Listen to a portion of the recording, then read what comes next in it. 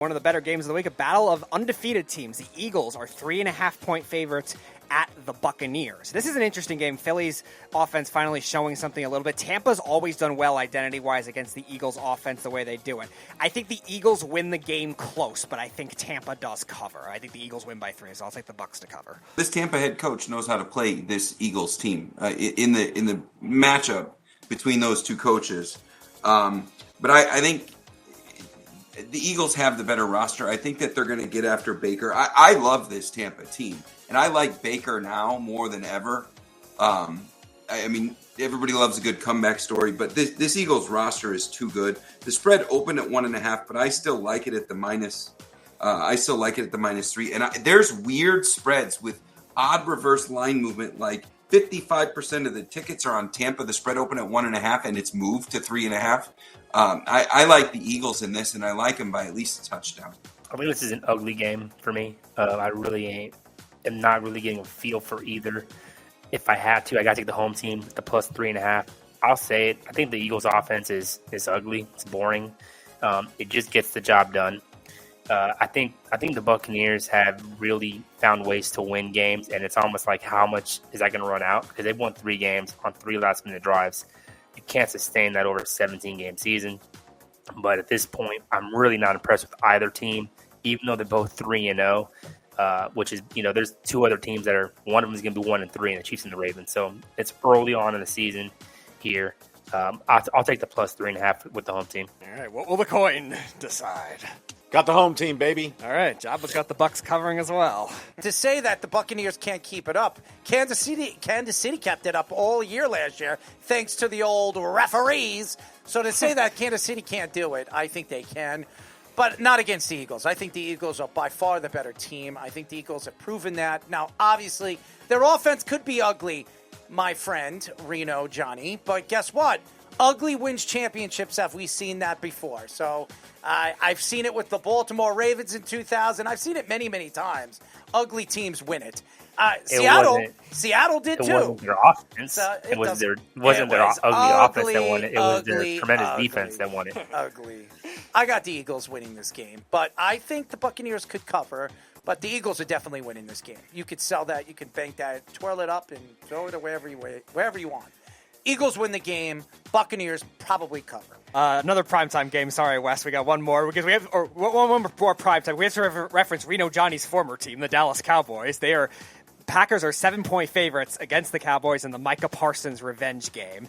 I think the Packers do cover this spread, even though it is very big. I know, Wes, you might disagree with that because I know your primetime logic. Well, yes, but I think this scenario, I do like the Packers as well, and I like them to cover the spread. I think that there's just a lot going on psychologically in their favor, not to mention the fact that they're better coach, better roster. Their defense is awesome. They're coming off a game they shouldn't have lost, and they know it. And when you have a roster and a coach like that, and I think that this defense is going to rally behind Micah. There's stuff that never hit the media besides what they wanted us to see.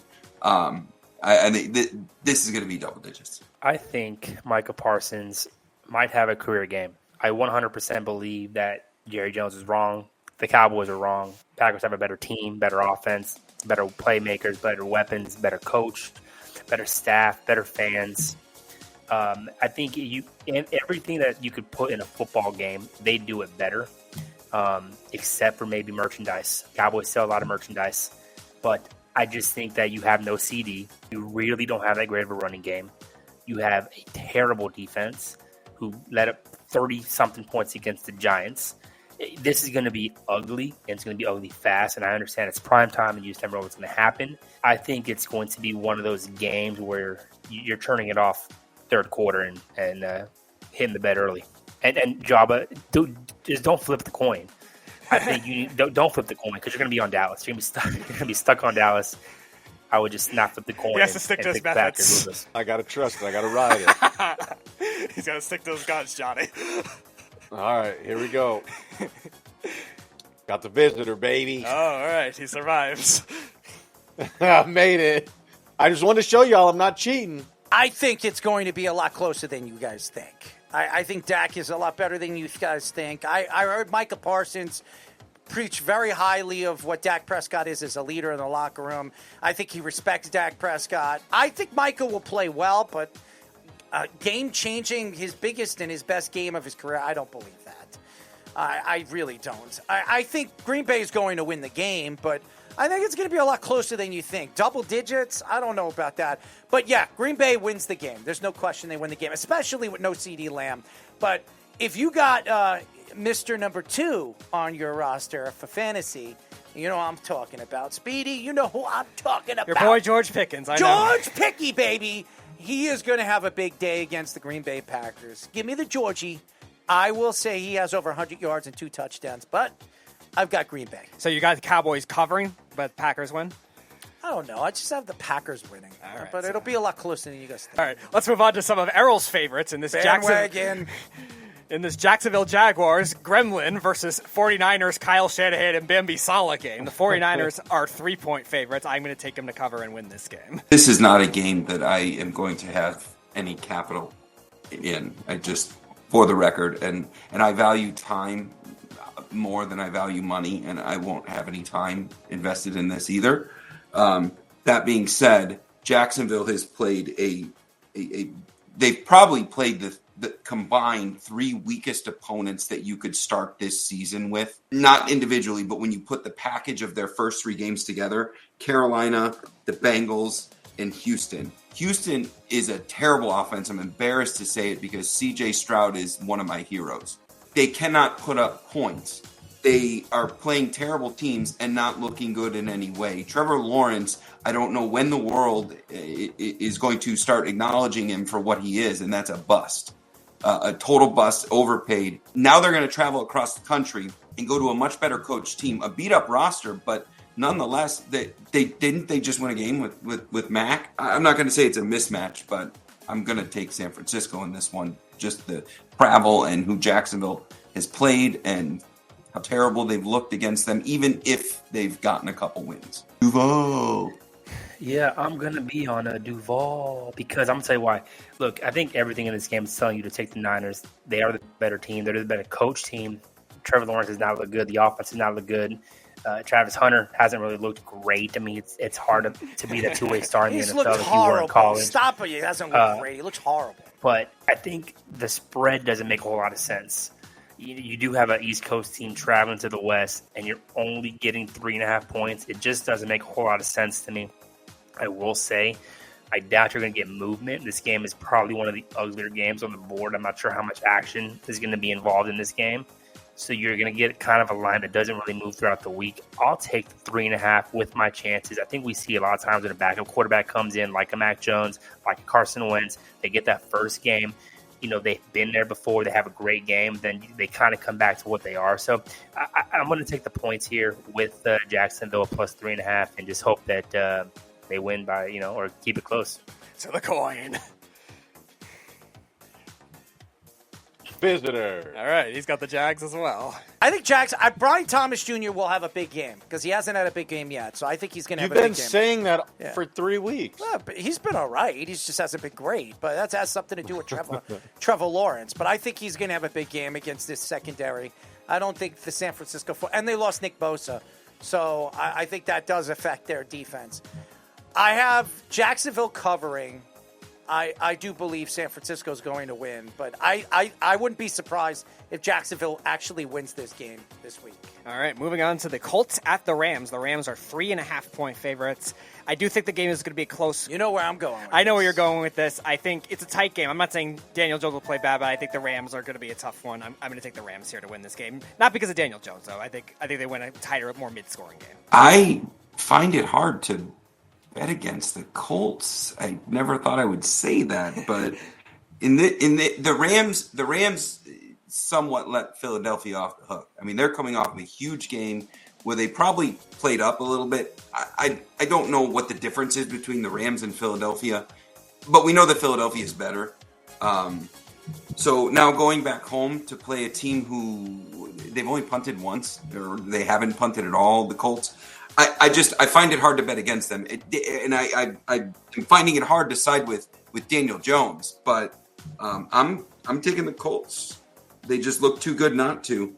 I don't like the reduced number down to 3.5. I would have liked to have the 6.5, but I would have taken that too. Yeah. I can't do it either. I think Daniel Jones has. Look, I really don't care. He's looked great. He's got 3 touchdowns, no interceptions. He's 70%, 71% completion percentage. I think it's really just a testament to how shitty. Can I say that on the radio here? How the Giants organization is run. I just think that you kind of have a competent coach. You have some playmakers, and you kind of let Daniel Jones use his skill set. You don't try to change him to be what he's not. And I think this is one of those things where there's no expectations for him, and that's why he's succeeding. Would have loved to have the 6.5. We're at 3.5. I still will take it. I think the Rams, they really are mediocre to me this year, and I can't lay points with them. Heads is home. Home. All right, so you got the Rams. I'm definitely going with the Colts. I'm definitely. Because you always get head when you get home. I think the Colts are going to win. I think it's going to be another run for Daniel Jones against the Rams. I think they're for real. The Colts are for real. They can run the ball. They've got weapons all over the field, and their offensive line right now is ranked number 1 right now in the NFL. So there's no lie about this. Daniel Jones is successful because he's got a great coach, and his offensive line is protecting him and giving time in the pocket. I expect him to do it again against a Rams defense. Very good. And after them choking last week, this will be 2 in a row. 2 losses in a row for the Ramsters. Give me the Colts. All right, we'll finish it off with the Ravens at the Chiefs. The Ravens are 2.5-point favorites right now. 2 teams that are trying to find their identity. I am going to pick the Chiefs in this one because I think schematically we've seen them have an advantage over Ravens-type defenses. Even losing the receivers that they did, the Ravens secondaries looked like a mess all year. And the Chiefs defense, probably outside of the first half of the Chargers game, has looked pretty good this year. I think the Chiefs win a tight, low-scoring game, which I know Mr. West is very happy about. I like Baltimore in this game. Really? Plot twist. I think Baltimore is too well coached coming off of a game where they were embarrassed at home in prime time. And then now they're traveling to Arrowhead. Arrowhead, it will always be intense. It'll always be loud, all of those things. And Xavier Worthy is going to play. I think Travis Kelce's probably going to have a better game, or at least not be a liability. But the Chiefs secondary, they're going to have to progress further into the season for their secondary to get good. We go back to the last Super Bowl that the Chiefs won, and Snead and McDuffie were buying opportunities for that front 4 to just run wild. They don't have that right now. And what I saw in that game, even though Baltimore lost, I mean they were going down the field. They were playing the type of game that the Chiefs defense is not ready to defend. So I am wearing a Chiefs hoodie. I hope I'm wrong. I want to lose this one, but I think too much is in Baltimore's favor on this one. I'm on Baltimore. I think this is not the same Chiefs team. We've seen some frustrations we don't typically see, and a lot of that's got to do with they haven't had Worthy, they haven't had Rasheed Rice, who's still on suspension. So a lot of that's their offense has just not been as good. If I take these 2 offenses and who do I think is going to score, the Ravens offense. The one liability that Baltimore does have is their defense is a lot worse than it has been over the last couple of seasons. Their run defense in particular, their run defense is really atrocious. And they've also had 3 Derrick Henry fumbles in 3 games, which is something that you have never seen him do in his entire NFL career, even back to college. He just did not fumble the football. I think we could get that fixed this week. I also just think the Chiefs defense cannot contend. I know it's at Arrowhead, and this is one of those games where who would have thought that you have a 1-3 Ravens team or a 1-3 Chiefs team to start the season, but that is what is going to happen. I think the Ravens are just the better team this year, and I think they're in a must-win game mode more than the Chiefs are in a weird way. So I think the Ravens do win that game, and I'll take them to cover the 2.5. All right, Joba heads for home. He's got the Chiefs. I'm going to go with the Chiefs. I think the Chiefs, it's Arrowhead. It's going to be hard to play. The crowd's going to be roaring. Xavier Worthy's going to play. I'm not a Chiefs fan. I don't think this is a good Chiefs team, but I don't think this is a good Baltimore Ravens team either. I think this is going to be Patrick Mahomes' biggest game. He's going to have to show up against Lamar Jackson. He has not shown up all year. I expect him to throw over 300 yards. I expect him to use his legs in this game. I think Patrick Mahomes will have a big day, and this will be close. But I'm gonna go with the home team, Kansas City Chiefs, to win the game. You took the Chiefs, and Wes picked the Ravens. I'm shocked. Yep. I think the Chiefs, just because it's Arrowhead, and I don't think both these teams are very good right now. I think they'll figure things out. I think both teams make the playoffs, but I just don't think they're very good. And everybody thought that. People probably would have thought this was going to be the game of the week going into week 4. Game of the week. This is must watch. This might be one of those games you don't want to watch, just like the Jacksonville Jaguars game against. Well, Errol, this game might prove to be a very important game. Yes. If one of these teams is 2-2, one of these teams is 1-3, you get down to the end of the season.